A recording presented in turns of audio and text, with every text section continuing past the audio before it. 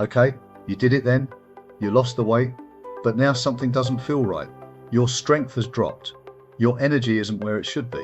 Your fitness feels flat. And you're wondering, why do I feel weaker, not better? You're not imagining it. A lot of rapid weight loss methods, including popular medications, can reduce not just fat, but muscle too. And when muscle goes, everything changes. Your metabolism slows, your strength drops, your endurance disappears, and your body doesn't feel like it used to. This is what we call sarcopenic obesity. You've lost weight and you're lighter, but you haven't built a strong, healthy body underneath it. But don't worry, that's where we come in. At Bootcamp Spain, we don't just focus on weight loss, we focus on rebuilding you. Over the last couple of years, we have seen more and more people coming with exactly this issue. Strength, energy, confidence, performance, all disappeared. So we take you from lighter to genuinely healthier, from feeling fragile to feeling capable again. This isn't about starting over, it's about finishing the job properly.